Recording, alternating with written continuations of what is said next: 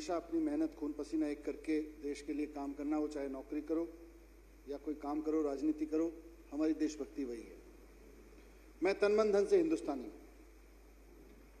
और मुझे बड़ा फक्र है कि मैं 134 करोड़ हिंदुस्तानियों में से एक हूं। इस बात पे मुझे बहुत फक्र है। जब 2011 की जनगणना हुई थी तो जनगणना आई थी 124 करोड़ की। मुझे फक्र हुआ कि मैं 124 करोड़ हिंदुस्तानियों में से एक हूं। इस 124 करोड़ में एक नाम मेरा भी है। जब अभी पॉपुलेशन मीटर देख रहा था मैं, अब 134 करोड़ हो गए हैं, तो मुझे देख के लगा कि अब मैं वो हिंदुस्तानी हूं। जब 134 करोड़ की संख्या आती है तो 134 करोड़ में से एक मैं हूं। जब मैं कहता हूं मैं 134 करोड़ में से एक हिंदुस्तानी हूं, तो मेरा कहने का मतलब है कि मैं 1/134 करोड़ हिंदुस्तान हूं। मैं हूं हिंदुस्तान। मैं 1/134 करोड़ हिंदुस्तान हूं।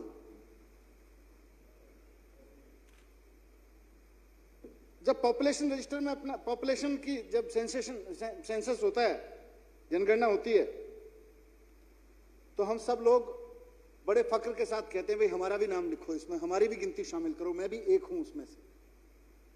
और इस देश में हर 10 साल बाद जनगणना होती रही है और हर हिंदुस्तानी बड़े फक्र के साथ, कोऑपरेशन के साथ, अपनी जिम्मेदारी समझते हुए कहता रहा भैया मैं भी उन 124 करोड़ में से एक हूं, 134 करोड़ में से एक हूं, मेरा भी नाम लिख लो इसमें, मेरी पत्नी का नाम भी लिख लो, मेरे बेटे का नाम भी लिख लो, मेरे पिताजी का नाम भी लिख लो। हम सब बड़े गर्व के साथ कहते रहे हैं। मैं सोच रहा था अब जनगणना होगी तो मैं भी बताऊंगा, मेरे घर में आएंगे जनगणना वाले, मैं भी बताऊंगा भाई मेरा नाम मनीष सिसोदिया, मैं हिंदुस्तानी, मेरा नाम लिखो जनगणना में, मेरी वाइफ इसका नाम लिखो, मेरा बेटा इसका भी नाम लिखो जनगणना में, बड़ा फक्र होगा। अब सरकार कह रही है साहब जनगणना तो करेंगे ही करेंगे, नागरिकता रजिस्टर भी बनाएंगे, जनगणना के साथ साथ एनपीआर भी बनाएंगे, मतलब नागरिकों का रजिस्टर भी भरेंगे। मतलब जनगणना तो 134 करोड़ की लिख देंगे भाई, यहां 100 यहां 200, इस तरह से करके 134 करोड़ हो गए, लेकिन साथ साथ हर नागरिक का नागरिकता रजिस्टर में नाम लिखा जाएगा। प्राइमा फेसे मुझे भी लगा यार अच्छा है, मुझे भी अच्छा लगेगा, मेरा रजिस्ट्रेशन में कहीं किसी रजिस्टर में नाम लिखा होगा मनीष सिसोदिया, सन ऑफ धर्मपाल सिंह सिसोदिया, अच्छा लगेगा देख के, अच्छे फक्र की बात थी। लेकिन प्रॉब्लम उसकी प्रोसेस पे हुई। प्रॉब्लम उसकी प्रोसेस पे इसलिए हुई कि मैं जिस नागरिकता रजिस्टर में अपना नाम लिखा हुआ देख के खुश होना चाहता हूं, उस रजिस्टर के बारे में कहा गया कि साहब इसमें आपका नाम तभी लिखा जाएगा जब आप नागरिक होगे। अब मैं बड़ा फक्र से कहता हूं मैं 1/134 करोड़ हिंदुस्तान हूं, लेकिन अगर मुझे यह पता चले कि तुम्हारा नाम उस रजिस्टर में तब लिखा जाएगा जब तुम प्रूव करोगे कि तुम हिंदुस्तानी हो। तो मैंने एक्ट देखा, पढ़ा लिखा आदमी हूं, थोड़ा कानून वानून समझता हूं। ये एक्ट देखा भाई एनपीआर क्या कहता है नागरिकता में, बड़ा शोर मच रहा था, मैंने भी पढ़ा। तो इसका सेक्शन 3 एनपीआर का कहता है, जो नागरिकता रजिस्टर बनेगा, कि साहब कोई भी आदमी बाय बर्थ हिंदुस्तान का नागरिक हो सकता है, बशर्ते कंडीशन है उसमें कई, मैं डिकोड करके लिख रहा हूं, कानूनी भाषा नहीं पढ़ रहा हूं। 26 जनवरी 1950 से पहले, 26 जनवरी 1950 से 1987 के बाद से 1987 से पहले जन्मा हो, मतलब 26 जनवरी 1950 से 1987 के बीच में जन्मा हो तो 22 बर्थ सर्टिफिकेट उसका चलेगा। 1987 से 2003 के बीच अगर वो पैदा हुआ हो तो उसका जन्म प्रमाण पत्र, बर्थ सर्टिफिकेट, जानबूझ के शब्द यूज कर रहा हूं, जन्म प्रमाण पत्र और अपने एक पेरेंट का जन्म प्रमाण पत्र चाहिए। और 2003 के बाद अगर वो जन्मा हो तो उसका अपना जन्म प्रमाण पत्र चाहिए, अपने दोनों पेरेंट्स का जन्म प्रमाण पत्र चाहिए, और अगर एक पेरेंट का जन्म प्रमाण पत्र है तो उसको यह साबित करना पड़ेगा कि मेरे जन्म के समय मेरे दूसरा जो पेरेंट थे वो इलीगली इंडिया में नहीं रह रहे थे। कानून है, मैंने कानून को थोड़ा सा डिकोड करके समझाने की कोशिश की है। अब जब मैं सोच रहा था कि हो सकता है सेक्शन 3 का अफसर आएगा कोई मेरे पास में, वो कहेगा भाई तुम्हारा नाम नागरिकता रजिस्टर में लिखना है, आप बताओ आप नागरिक हो कि नहीं हो। मैं कहूंगा हाँ जी 1972 में पैदा हुआ, मैं भारत का नागरिक हूं। वो कहेगा भाई कुछ बताओ कैसे लिखे आप भारत के नागरिक हो। तो मैंने सोचा उसको मैं पासपोर्ट दिखा दूंगा, मैंने सोचा मैं अपना कोई एजुकेशन का सर्टिफिकेट दिखा दूंगा, मैंने सोचा मैं उसको अपना वोटर कार्ड दिखा दूंगा, मैंने सोचा उसको और कोई कार्ड होगा मेरे पास में, आधार कार्ड है वो दिखा दूंगा, पैन कार्ड दिखा दूंगा। लेकिन तभी मुझे देश के गृह मंत्री जी का इंटरव्यू सुनाई दिया। बोले समझ लीजिए वोटर कार्ड इसमें नहीं चलेगा, पासपोर्ट इसमें नहीं चलेगा, पैन कार्ड आधार कार्ड इसमें नहीं चलेगा, इसमें तो जन्म प्रमाण पत्र चलेगा। अब जब मैंने ये सोचा कि यार जन्म प्रमाण पत्र चलेगा, मेरा पासपोर्ट के देख के नागरिकता नहीं लिखी जाएगी उसमें कि तुम नागरिक हो कि नहीं हो। मैं मनीष सिसोदिया चुना हुआ मंत्री, चुना हुआ विधायक, मंत्री के रूप में सरकार में काम कर रहा हूं, एक सरकारी घर में रह रहा हूं। उसी घर में रहने पे अगर हमारा अफसर आएगा और वो कहेगा सिसोदिया जी नागरिकता का रजिस्टर भरना है, अपना नाम बताओ, बीवी का नाम बताओ, बच्चे का नाम बताओ और आगे बताओ कैसे नागरिक हो हमें ये बताओ, तो वो पूछेगा जी नागरिकता का वो दो। मैं कहूंगा पासपोर्ट, वो कहेगा नहीं ये नहीं चलेगा। मैं कहूंगा वोटर कार्ड, वो कहेगा ये भी नहीं चलेगा, क्योंकि वोटर कार्ड से तो ये लोग काटना चाहते हैं मेरा नाम, किसी का नाम, किसी का भी काटना चाहते हैं, काटने के लिए कर रहे हैं वोटर कार्ड से। फिर मैं कहूंगा भाई मेरे पास आधार कार्ड है, ये कहेंगे नहीं नहीं ये भी नहीं चलेगा। गृह मंत्री जी कह गए। तो अब मैंने कहा उसके बाद क्या होगा फिर मेरा। अब उसके बाद सर इस कानून में जो लिखा हुआ है उसको देख के तो मैं डर गया। मैं यहां पब्लिक रिप्रेजेंटेटिव हूं, जिनको रिप्रेजेंट कर रहा हूं वो भी डर रहे हैं और मैं भी डर रहा हूं। इस कानून में लिखा हुआ है, कोई रामलीला मैदान में क्या बोल दे, कोई यहां चुनावी रैली में क्या बोल दे, मैं उसकी बात ही नहीं कर रहा। मैं तो इस कानून की बात कर रहा हूं। इस कानून में लिखा हुआ है population register means the register containing details of persons usually residing in that area, village, कस्बा वगैरह वगैरह।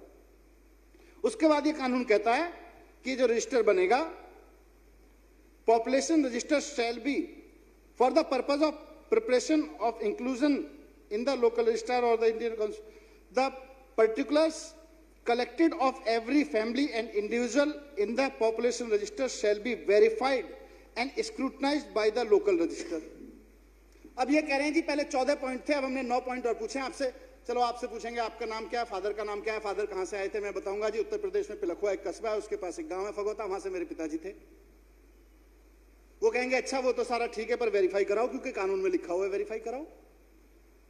अब मैं क्या वेरीफाई कराऊंगा। पासपोर्ट तुम मानो नहीं, वोटर कार्ड तुम मानो नहीं, आधार कार्ड तुम मानो नहीं, पैन कार्ड तुम मानो नहीं, मेरे पढ़ाई लिखाई के सर्टिफिकेट तुम मानो नहीं। मैं किसी स्कूल से पढ़ा हूं, किसी कॉलेज से पढ़ा हूं दिल्ली के, देश के, आप मानो नहीं। फिर मैं कैसे वेरीफाई करूंगा मैं नागरिक हूं, क्योंकि कानून उस अधिकारी को अधिकार देता है। आगे, during the verification process particulars of such individuals whose citizenship is doubtful shall be entered by the local registrar with appropriate remark in the population register।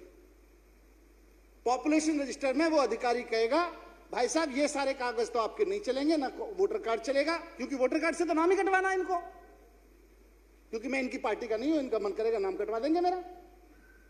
मैं दलित हूंगा, राजेंद्र भाई बड़े उससे कह रहे थे, मैं इनके हिसाब से इनकी जातियों में मिसफिट होता हूं, मैं इनके धर्म में मिसफिट होता हूं, मैं इनके क्षेत्र में मिसफिट होता हूं, मैं इनके किसी काम का नहीं हूं, मेरा नाम कटवा देंगे, अपने अफसर को कह के भेजेंगे। वो कहेगा जी अब दिखाओ कागज। अब मैं कागज क्या दिखाऊं उसको, मेरे पास तो जन्म प्रमाण पत्र नहीं है जी। अब जन्म प्रमाण पत्र क्या होता है। जन्म प्रमाण पत्र डेट ऑफ बर्थ सर्टिफिकेट नहीं होता। जन्म प्रमाण पत्र तो जन्म प्रमाण पत्र होता है जी, जब आप पैदा हुए थे उस वक्त बनता है, क्योंकि कह रहे हैं पासपोर्ट तो नहीं चलेगा, वोटर कार्ड जन्म प्रमाण पत्र नहीं माना जाएगा, अमित शाह जी ने कहा है। फिर क्या होगा। फिर अधिकारी को इस कानून में अधिकार मिला हुआ है, सेक्शन 4(4) में लिखा हुआ है, वो मेरे नाम के आगे लिख देगा डाउटफुल। और उसके बाद में किसी दिन मुझे भी बांग्लादेशी घोषित कर देंगे, कहेंगे तुम्हारा नाम मनीष सिसोदिया है ही नहीं, तुम्हारे फादर का नाम धर्मपाल सिंह सिसोदिया, हम कैसे मान लें। तुम पिलखुआ से आए थे, हम कैसे मान लें। डाउटफुल हो, जन्म प्रमाण पत्र दिखाओ, पासपोर्ट कौन मानेगा। फिर मैं क्या करूंगा जी, फिर मुझे असम में डिटेंशन सेंटर भेजेंगे। इसलिए मैं डरा हुआ हूं, इसलिए जिन लोगों को मैं रिप्रेजेंट कर रहा हूं, दिल्ली के लोगों को, वो डरे हुए हैं।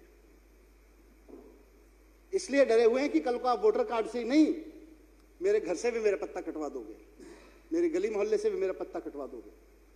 आपकी इंटेंशन वोटर कार्ड से नाम काटने की नहीं है, आपकी इंटेंशन उससे ज्यादा कहीं खतरनाक है। आप नहीं चाहते हैं कि जो दलित अपनी मेहनत करके बिहार के किसी गांव से, उत्तर प्रदेश के किसी गांव से आके आज दिल्ली में अपनी जगह बना रहा है, उसको कॉन्फिडेंस मिल सके कि वो मेहनत करके आपके बराबरी पाके खड़ा हो जाए। आप नहीं चाहते हैं कि किसी अनपढ़ परिवार का, किसान का बेटा, किसी मजदूर का बेटा, किसी सामान्य दुकानदार का बेटा, उसकी बेटी अगर दिल्ली में आके मेहनत कर रही है और कहीं उसने जगह बना ली है, आपको प्रॉब्लम है फंडामेंटली उससे। आप सामंतवादी सोच के साथ ये कर रहे हैं, आपकी साजिशें हैं इसमें। और उस साजिश का मैं किसी भाषण पे नहीं जा रहा, मैं तो कानून पे जा रहा हूं। कानून एम्पावर कर रहा है उस अफसर को जो मेरे घर आएगा और वो मुझसे पूछेगा, मनीष सिसोदिया जी बताओ नाम क्या है? मैं कहूंगा मनीष सिसोदिया। बोलेगा कागज दिखाओ, दिखाओ सर्टिफिकेट। मैं कहूंगा जी पासपोर्ट देख लो, वो कहे पासपोर्ट नहीं मानूंगा। वो कहेगा वोटर कार्ड, वोटर कार्ड नहीं मानूंगा। वोटर कार्ड से तो नाम ही काटना है तुम्हारा, इस चक्कर में तो तुम्हारा सर्टिफिकेट पूछ रहे हैं। वो कहेगा जन्म प्रमाण पत्र। अब 1972 का जन्म प्रमाण पत्र तो नहीं है जी मेरे तो। फिर कहेगा पिताजी का, तो पिताजी का भी नहीं है जी, मेरे पास तो नहीं है जी। अब मेरा नाम इस वोटर लिस्ट से कटेगा कि नहीं कटेगा, मैं तो इसको लेकर शंकित हूं। मैं तो इस बात को लेकर डरा हुआ हूं। तो अध्यक्ष महोदय, मैं माननीय मंत्री जी का, जो गोपाल राय जी का जो प्रस्ताव है, उसका समर्थन करते हुए, और राजनपाल गौतम जी ने एक बड़ी अच्छी बात, क्योंकि गरीबी की कही, कैसे पुराने जमाने में मेरे पिताजी के दौर में भी, हमारे घर में भी मुझे याद है, छप्पर में ही रखी जाती थी सारी चीजें गांव में, और वो कैसे जलती थी और कैसे बारिश में भीगती थी। जब ये बात कर रहे थे तो उसी वक्त मेरे एक दोस्त ने एक कविता भेजी, किसी ने, मेरे एक दोस्त ने कुछ लाइनें भेजी, मैं समझता हूं उसको पढ़ के अपनी बात खत्म करूंगा।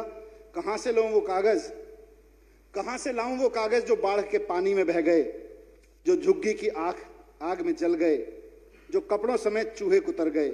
मेरी पहचान मेरी गरीबी है, जो किसी कागज की पहेली, जो किसी कागज पे उतरी ही नहीं।